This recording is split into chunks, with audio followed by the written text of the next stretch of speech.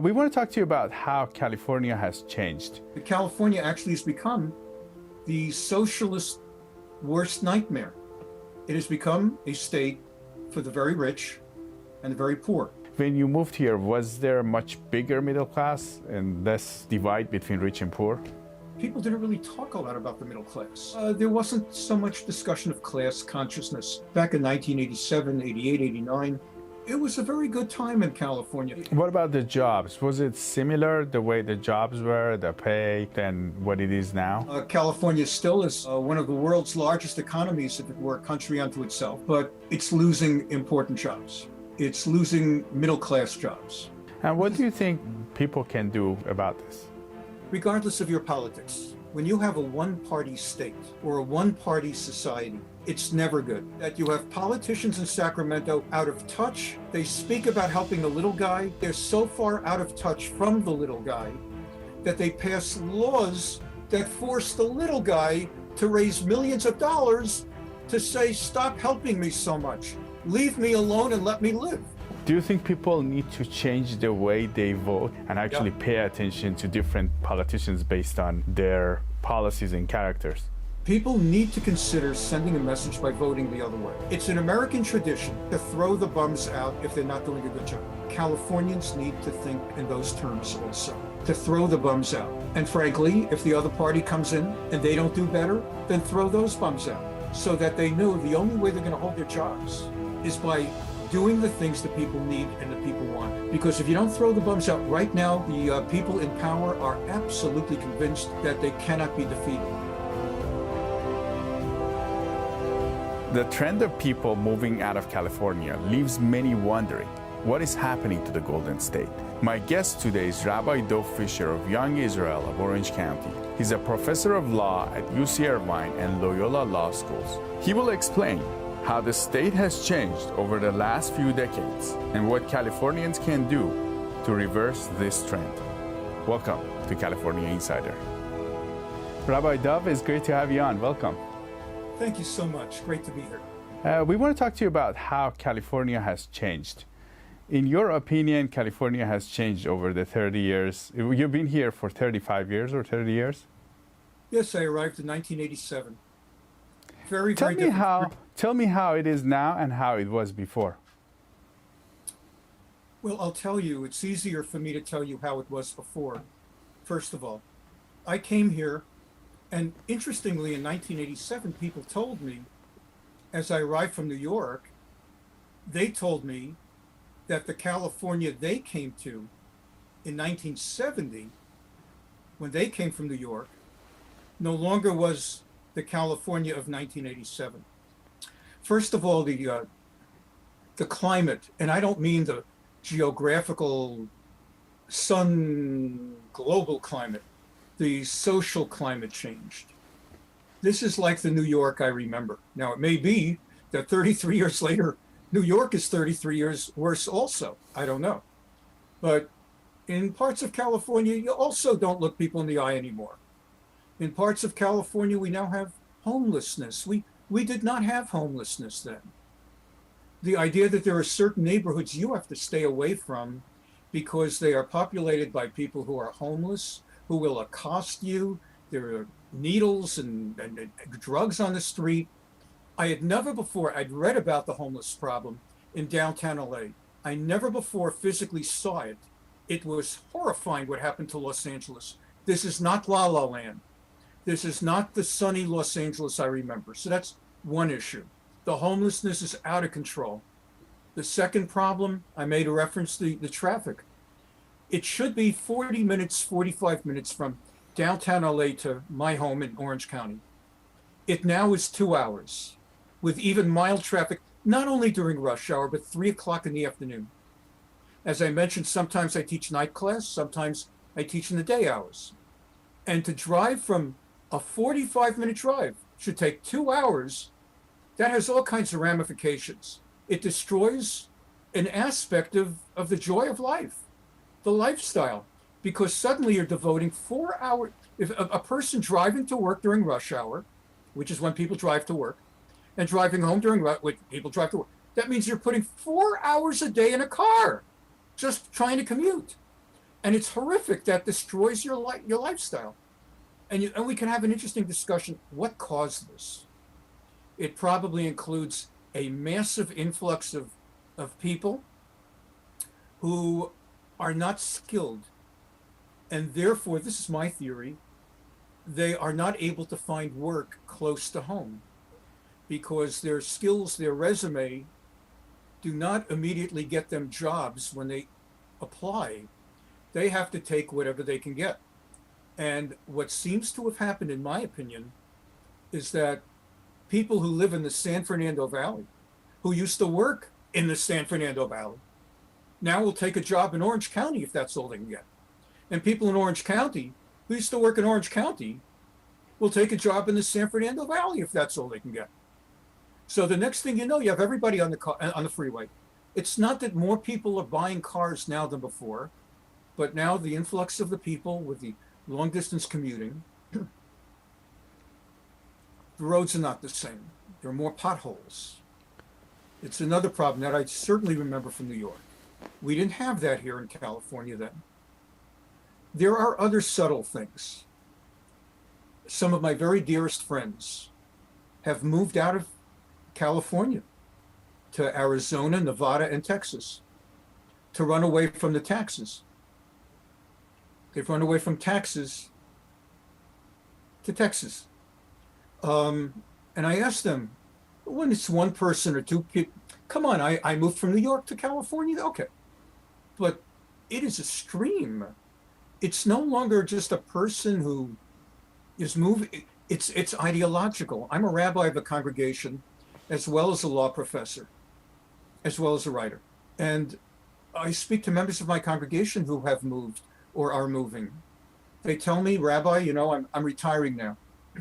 I have a fixed income pension plus Social Security. If I move to Nevada or Arizona or Texas, I could live a pretty decent life. It's tax-free. The state taxes, no state taxes. Prices are lower. Here in Southern California, I was able to keep up while I was working because the salaries are higher. Not that you get richer, but that's what they have to pay in order to be able to live here. Now that I'm on a fixed income, I got to get out. So these could be people liberal or conservative. It's not Why even do you about think politics. the cost of living is so high here? Again, Why do you think the cost of living is so high here? you have a lot of factors. First of all, because the taxes are high, very high state income taxes, and we pay extra taxes on our gasoline like nobody pays. Our gasoline is about 50 cents a gallon more than anywhere else. When I read that gas prices have gone down to such and such, or it's a whole different universe from California. Because of the high taxes, state income taxes, real estate taxes, taxes on gasoline, other taxes, employers have to pay more to hold their employees. So there's more money in the system being paid out. What happens in an economy when everybody is paid more? Prices go up because the supply and demand, the law of supply and demand. So let's say milk is $1 a quart everywhere. But if everybody suddenly is getting twice as much income, so the people who sell milk can up the price to twice as much because people have that money. So you have high taxes causing higher salaries, causing people to raise prices. Now you have a bigger problem with land, housing. Here's what's going on with housing. California has enormous amounts of zoning rules. In wealthy communities and above average economic demographics, they are zoned in a way to prevent multi-unit housing, and frankly, even to prevent new housing construction. In other words, I'm rich in Malibu or Beverly Hills. I don't want to let anybody else, I don't want other people to come into this neighborhood. That's the mindset. Is it? So what they've done is you can't build new housing. Goes on in San Francisco, big problem in San Francisco and in the Silicon Valley. You cannot build new housing because of the zoning, but you do have new people coming in, more people coming in. So supply and demand raises the prices of the housing. The landlord who's about to sell a house suddenly realizes there's such a higher demand and above average demand that they can raise prices ridiculously high. I have a dear friend who lives in Seattle. About 5 years ago, he saw my home and he said to me, Dov, what'd you pay for your home? $600,000, $700,000. I told him it's over $1 million. He couldn't believe it. He lives in Seattle. He said the same house for which I had to pay over $1 million, he could buy for maybe $600,000. And that's Seattle. Seattle is not, a dirt pit. But what's happened is I live in a lovely community where they have zoning. I did not create the zoning rules, but they're not going to have. They restrict housing, new construction. So that raises prices everywhere. Silicon Valley, San Francisco, Los Angeles. And by the way, it also increases rent. So not only does the house cost more, but it costs more to rent. Now add to that we have all these special rules that, like in many parts of California, they restrict landlords from raising the rents. That's an interesting thing. The theory is that by rent control, you're going to protect people with less money, preventing them from getting hit hard with high rent increases. But what happens instead is that by having rent control, number one, landlords decide it's not profitable to stay in the rental business. So they turn their homes into condominiums and they sell them as condominiums. And suddenly they become so they won't rent. So they won't rent their. So they won't rent. And others do not build more affordable rental type units properties because there's not as much money to be made in that.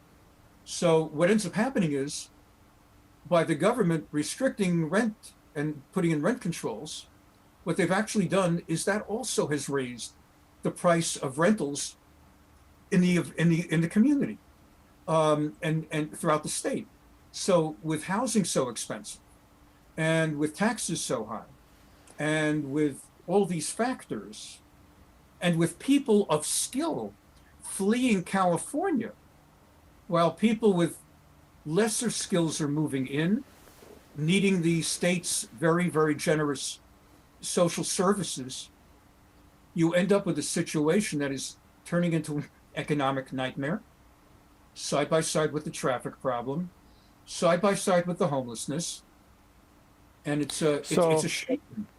But we do have a lot of innovation here. We have Silicon Valley, we have some tech entrepreneurs here, we have some biotech, life sciences, medical devices, and what do you think of those? We have still a lot going on for us.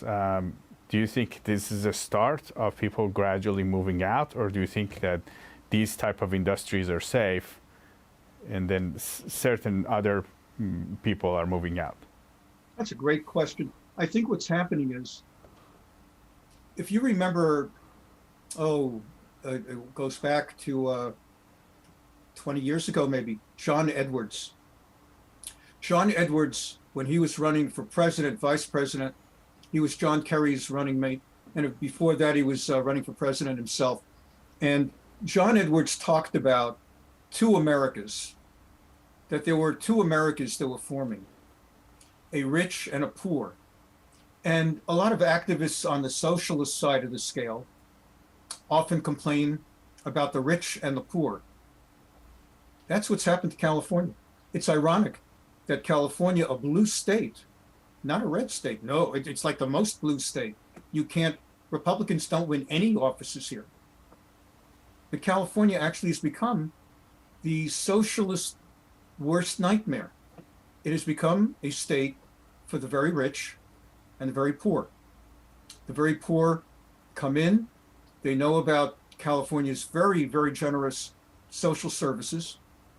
So why go to North Dakota that will not provide that kind of social service? California will give you pretty much everything. So we have an influx of people that need to draw on social services. The middle class are fleeing, and the wealthy, they're gonna be okay. The wealthy are fine. You mentioned certain industries, Silicon Valley, other industries that are at the heart of California. they'll be fine. Rich people know how to avoid a lot of the things that the government institutes supposedly to get money out of them. So when the government, let's say, is going to increase taxes to soak the rich know how to find the really good tax attorneys, clever and smart and gifted thinkers who really know how to look at the law. They engineer entities and different ways of moving money internationally. They know how to do it. So you always read you, about how like Amazon pays no taxes. How does that happen? Yeah. Because they know what to do. And when you moved here, was there a big, so it seems like the middle class is moving out, and that middle class getting squeezed out is causing a lot of problems. When you moved here, was there a much bigger middle class and less divide between rich and poor? I believe so. I don't even think people didn't really talk a lot about the middle class. There wasn't so much discussion of class consciousness back in 1987, 88, 89. Those are the end of the George Bush years, moving into the Bill Clinton years. It was a very good time in California. It was the beginning of the Silicon Valley boom. No one quite perceived yet that Silicon Valley would become not only a center of high tech, but an incredibly expensive place to live for the richest of the rich. We know about all the tycoons now in Silicon Valley, and people did not think at that time in terms of middle class as much. So what you had was people who did not own things in Silicon Valley would go to Silicon Valley and work there. I want to get a job. I don't know, Amazon, whoever's up in Silicon Valley. Google, Apple. Yeah, Google, Apple, Yahoo.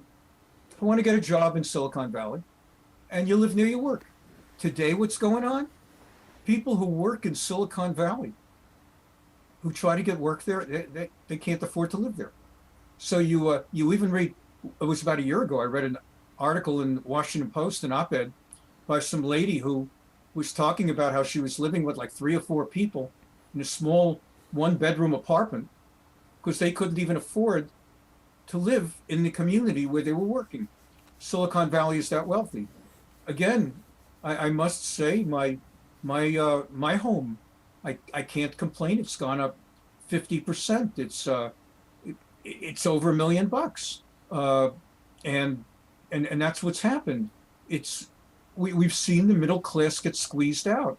How do you buy a house if you just can't even put down the down payment? So it's a real shame. What about the jobs? Was it similar, the way the jobs were, the pay, than what it is now? It feels like, look, California still has jobs. It still has employment. Here in Orange County, there's a lot of pharmaceutical industry opportunities. Again, we've been talking about Silicon Valley.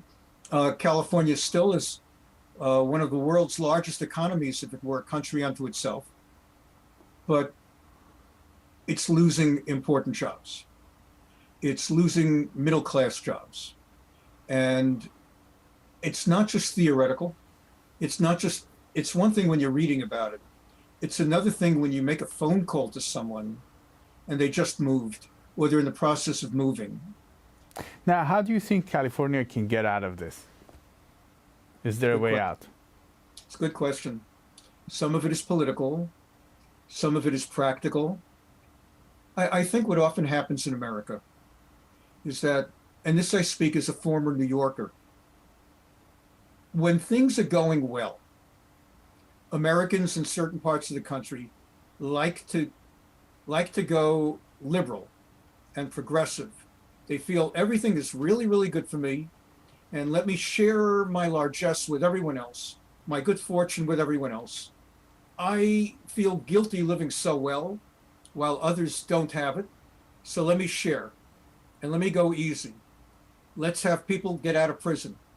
Let's go easier on prison. Let's go easier on crime. Let's give more social services. And what happens is we do that, and Cities, one day you wake up and see something happened to our city. What happened here?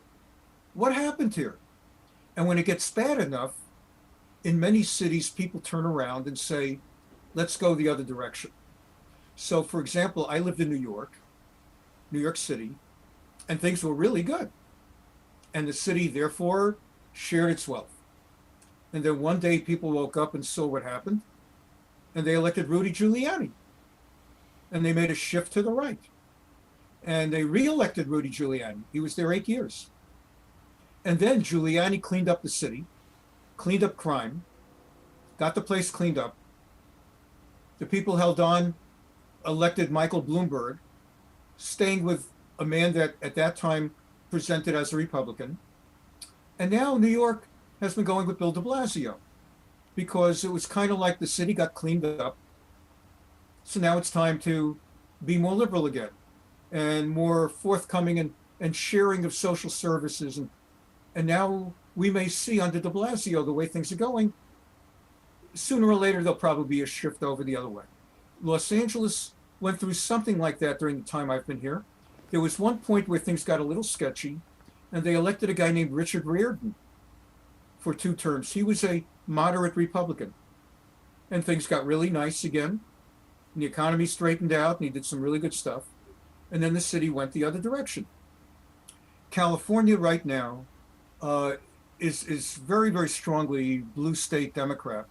So in the foreseeable future, one cannot really imagine that this state will go Republican or shift even with Democrats to a more conservative or moderate approach. But I think that what will happen is what we saw when they had a recall of Governor Gray Davis, a Democrat liberal.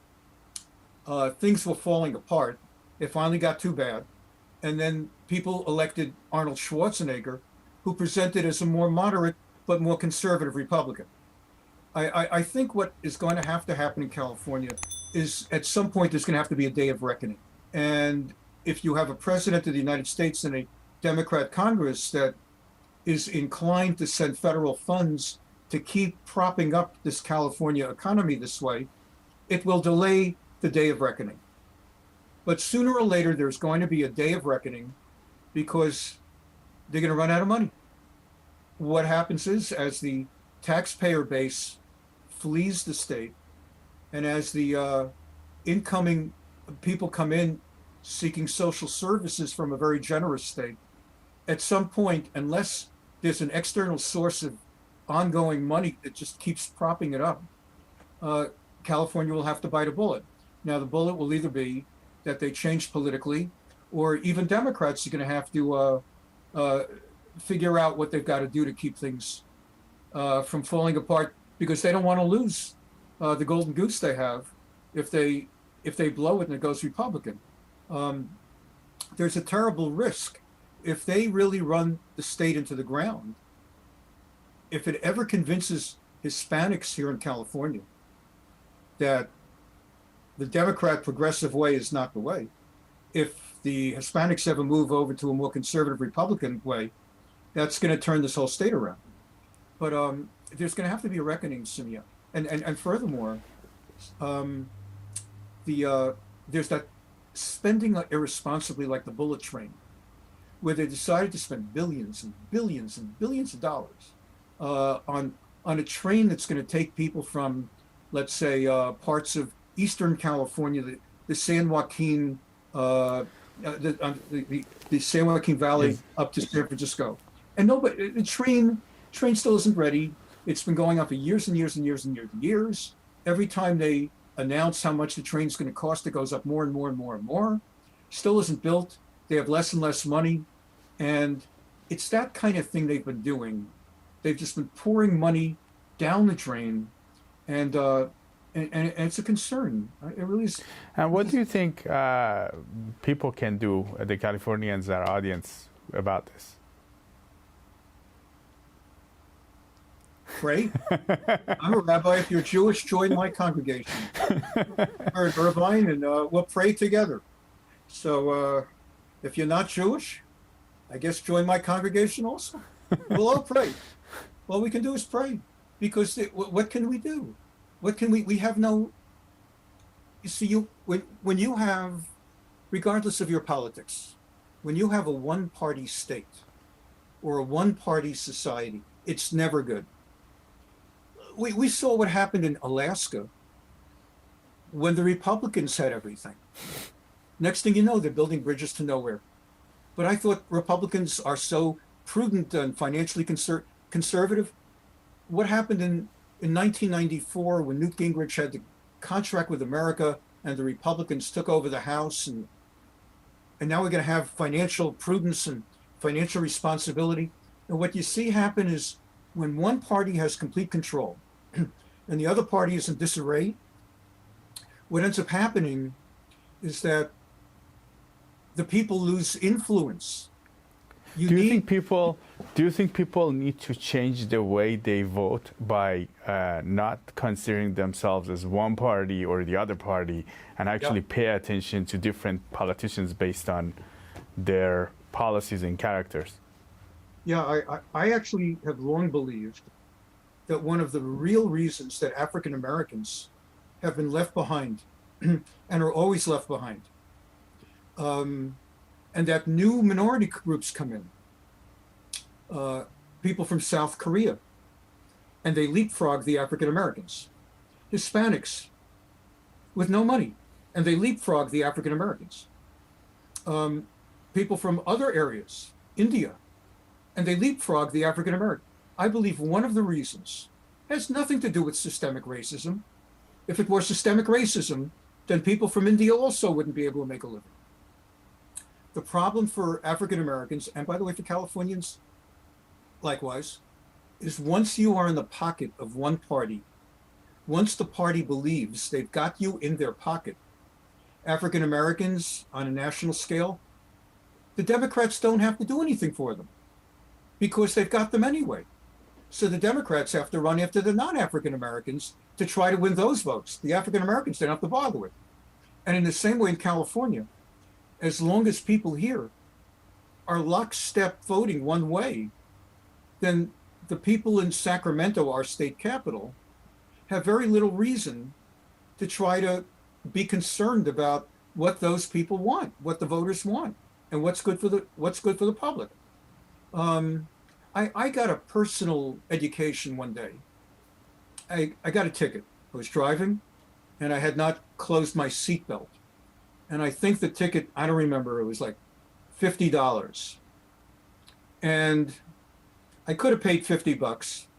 But first of all, I felt the ticket was unfair because I simply had loosened my seatbelt for a minute to pull a tissue out of my pocket to blow my nose. And I felt that if I had to drive with my nose not blown, I would have been a greater danger to society than if I took off my seatbelt for 2 minutes. And the cop hit me with a ticket. And you know that I was so desirous of sneezing on the cop. This is before COVID. Anyway, I decided the ticket's not fair, and I am a lawyer, and I am a law professor, and I never go to traffic court, and I ought to go to traffic court anyway, not only to fight an unfair ticket, but just to expand my knowledge. I deal with the big to kind see of how it legal works, right? Right, the $1 million cases in the federal courts. It's been a long time since I've been to a traffic court. Let me see what's going on. So I go to traffic court. I'm like the only white guy there. It's like a traffic court full of people, basically black and brown, basically Hispanic and black. I'm like the only white guy there. And I'm trying to understand what's that all about. I know the systemic racism stuff, they're only ticketing blacks, but that's not true because they got this Jew with a yarmulke for nothing. So anyway, here's what I learned. What they have done in Sacramento is to raise more money in the state. And since they did not want to be overt about raising taxes, because that's so unpopular no matter what your politics, what they have done now is like you get a $50 ticket, and then when you come to pay your ticket, they slap on like $500 in extra fees on it. People don't know this. You end up paying $500 for a $50 ticket. You end up paying for close to $1,000 for like a $100 or $150 speeding ticket. You think it's 150, and then there are these penalties, not for being late, not for failing to pay, but all these nobody knows about this, and they raise a fortune on these hidden penalties. And these poor Black and Latino people, I mean, you hit a guy with a $50 ticket and $400 more, that's a week's income. For me, thank God I can't complain. It's several hours. It's still several hours. I don't want to lose several hours income, but it's not even one day income. For them, it's a week's income. So what you see happening is, in Sacramento, they outsmart the people who vote for them. Those are the same African Americans and Latinos who are the base for the Democrat Sacramento political powerhouse. And those individuals don't even realize that when they're voting for people like that, they don't realize that they're electing people who then create a Byzantine traffic fine system that eventually is going to bite those people. I'm going to be okay. I really am. And I won my ticket. I'm a lawyer. I knew what I was, I won the ticket. But those are the people that are voting for these politicians are eventually the victims of that have to pay. Always. In fact, people so often are the victims of government programs that on the surface are aimed at helping them. I'll give you an example. My grandfather and grandmother on both sides, all my grandparents are Jews from Russia and Poland. They came here between 1881 and 1914. 3.25 million Jews. That's when most American Jews trace back, 90% of American Jews trace back to the East European immigration of 1881 to 1914. They all came here speaking a language called Yiddish.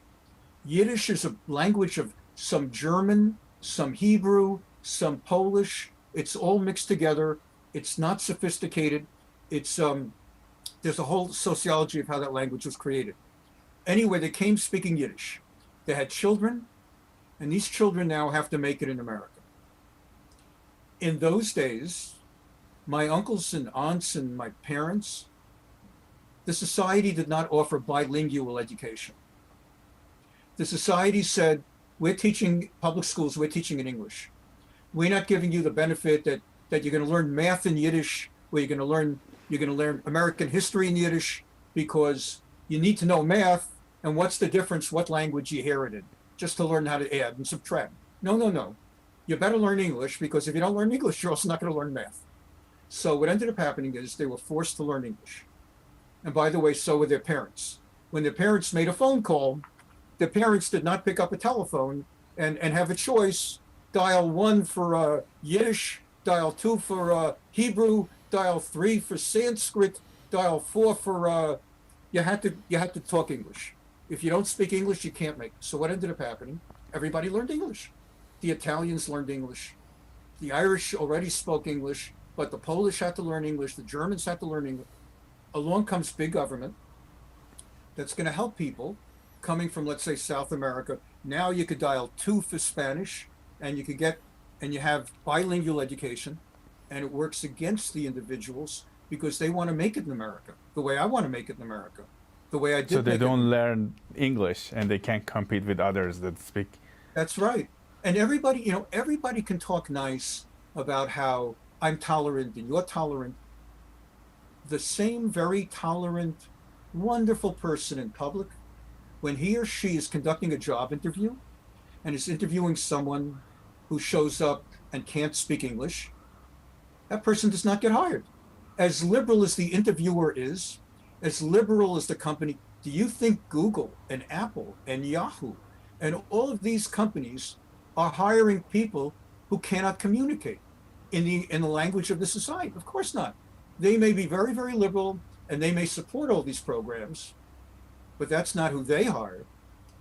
Another example, the idea is you have so many people in Hollywood talk about how they're for increasing taxes to pay for more social services, because we owe it to the poor and we have an obligation to people to offer these services. And if it costs more money, go ahead and raise the taxes. And the stars and the celebrities say, I'll pay more taxes.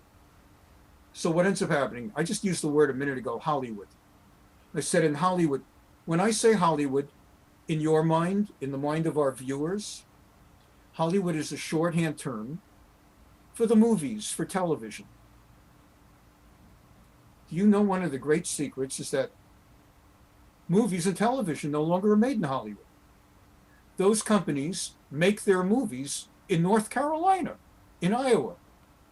Like you'll hear, let's say North Carolina passes some law about unisex bathrooms, getting into that other issue. So North Carolina passes a law, and the next thing you hear, people in Hollywood say, we're going to boycott, we're not going to make any more movies in North Carolina. So other people hear that news, and they get into a whole interesting discussion about, should there be bathrooms? Should there be 2 bathrooms, 1 bathroom, 3 bathrooms? And should there be a boycott? I hear that announcement, I think something else. Since when are they making movies in North Carolina? I thought they made movies in Hollywood. What are they doing in North Carolina? How'd they end up in North Carolina in the first place? I thought North Carolina is where they have tobacco and where they make furniture.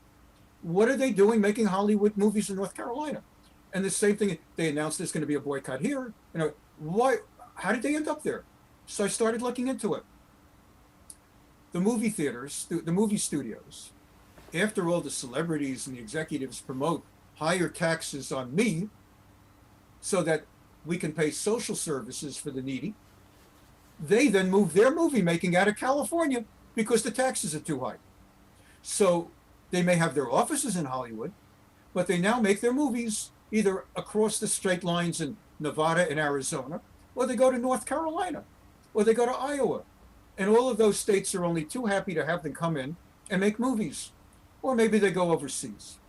And that's what ends up happening. So many of these well-meant programs and well-meant initiatives that are supposed to help the poor, in the end, they don't help the poor. When you dumb down school, you decide, you know what? Now that we have so many people who've crossed the border into California, and they have English challenges, and we want them to succeed in school. First of all, we're putting them in school. They've got to go into the public schools. You can't have thousands and tens of thousands and hundreds of thousands of kids, because they're not documented. You can't have them not going to school, because then in 10 or 20 years, half the state won't be able to read or write or speak, or you have to give them school. But the thing is, they're not prepared for school if they don't speak the language. So one of the dumbing down things is pass them anyway. After first grade, put them in second grade, put them in third grade, put them in fourth grade, and keep passing them.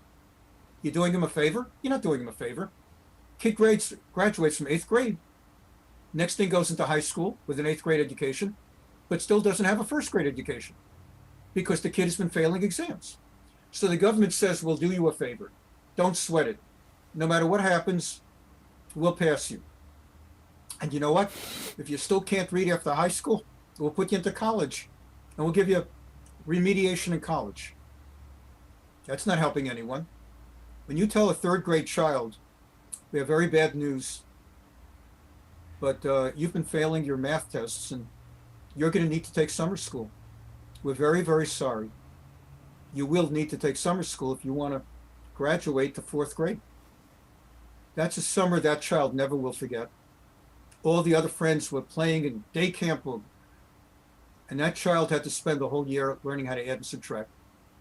But that child now knows this place means business, and that child will do better. Many, many children who have been left back or had to take summer school ended up succeeding greatly for that. When the government decides, don't worry, we care about you. We'll take care of you. You'll pass anyway. After all, you gave it a good effort. You're sending a message. It's a terrible thing. From what you were saying in California, those communities that are voting, they need to pay attention for who they're voting and getting out of the one party, voting based on the one party, and look at the policies and see how these policies have affected them over the many years. Very much, and if people vote that way and are careful, they can vote either party because they will have candidates on both parties who are sensitive. I'll give you an example. In West Virginia, you have a governor you have a United States senator, a Democrat. He is very, very interesting. because he does not tiptoe, I'm sorry, he does not toe in lockstep the Democrat Party line. And that's because he's in West Virginia, a conservative state. So even though he's a Democrat, he's a little bit more on the, he's moderate because he knows what the voters want. Meanwhile, in Maine, you have Susan Collins. And Susan Collins is a Republican. And on many issues, she's a capitalist and she voted for Brett Kavanaugh.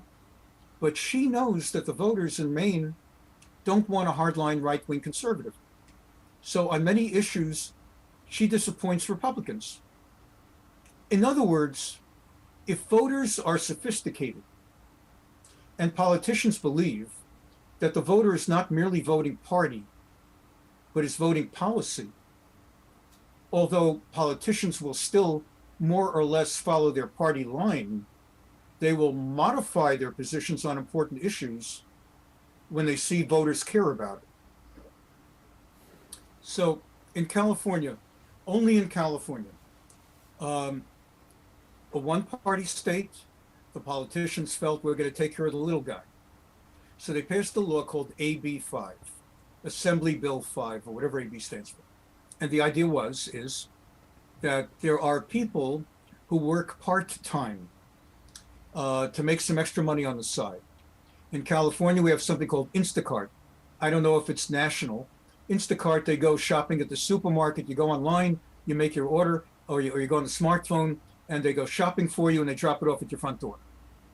And that way, people can work any kind of hours they want, do some shopping at the supermarket.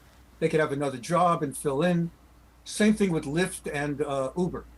People can have another job, and then they fill in during some extra time to pick up some extra bucks. You know what Uber and Lyft is, or retired people on Social Security pick up some extra. Okay, so the state decides we got to protect these people, and we're going to pass a law, and we're going to force employers now to treat them like full-time employees, and employers now are going to have to start giving them benefits and all kinds of and they're going to have to be like W-2 employees who have to pay taxes versus independent contractor types. And all of a sudden, everybody wakes up, not the politicians, but the people. And they start finding that Uber says, in all honesty, if we're going to have to do all these things for people who are trying to make a few bucks, we're just going to have to move out of California. There is no way that our financial business model can start providing benefits and these kinds of things for the part-timers that do this stuff. If you're going to force us to do this, we're out of here. Instacart will have to close down. All these companies are going to close. These companies close. Suddenly in California, you won't be able to get an Uber.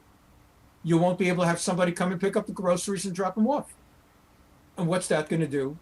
Okay, for me, the consumer, now I've got to start running to the supermarket. It's not the end of the world. The real problem are the thousands upon thousands of people whose income depends on these jobs. These part-timers who work for Uber, Lyft, Instacart, they're going to get murdered financially. So the state, they won't do anything about it. This is what the politicians want. So it's crazy.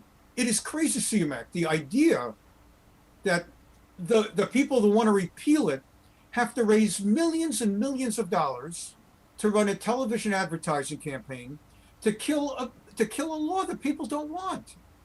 I don't know anybody that likes this law. And it's a perfect example of what has gone wrong in California, that you have politicians in Sacramento out of touch. They speak about helping the little guy. They're so far out of touch from the little guy that they pass laws that force the little guy to raise millions of dollars to say, stop helping me so much. Leave me alone and let me live. And that's the problem that Californians as voters are going to have to face in the coming months and years. Now, Rabbi Dov, besides praying, what else can people do? First of all, there's almost nothing besides praying. The politicians are praying with an E. They're preying on us. And we have to be praying to keep them away from us. What else can we do? Certainly we have to vote on the statewide propositions, which are neither Democrat nor Republican. We have to vote statewide propositions to take away these crazy laws that hurt all of us. So first of all, people need to do that, which means they have to vote. They have to get involved. People have to get involved. If people really believe that times are bad, they should investigate which politician in my community seeking office is offering a solution and a way that accords with what's best for me. And people have to join, get active in the political parties. If there's a local Democrat club, or if there's like a local in Orange County, there's something called the Lincoln Club. It's a Republican club. People should get involved. You don't all have to run for office. People should get involved politically because you can't avoid it. Most importantly, everyone should really consider. I've said this to African Americans I care about. I've said it to Latinos. People need to consider sending a message by voting the other way. In many parts of this country, it's an American tradition to throw the bums out. It's an expression practice, throw the bums out. And we've seen it go both ways. Clinton was elected president in 92, and in 1994, 2 years later, did too many things, they threw the bums out, and the Republicans took over. When George Bush was president, and he messed up, 2 years later, they threw the bums out, and they gave it to the Democrats. When Obama came in, and he became president, he beat John McCain, 2 years later, he used the word of shellacking. They threw the bums out, and they gave it to the Republicans. It's an American tradition to throw the bums out if they're not doing a good job. And Californians need to think in those terms also, to throw the bums out. And frankly, if the other party comes in and they don't do better, then throw those bums out so that they know the only way they're going to hold their jobs is by doing the things that people need and that people want. Because if you don't throw the bums out right now, the people in power are absolutely convinced that they cannot be defeated. They've seen that the state has gone so solidly in one direction, they don't listen. And they're not going to listen until we throw those bums out. And that's really what we have to do. Well, thank you. Thank you so much, CMAC. It's always great to see you.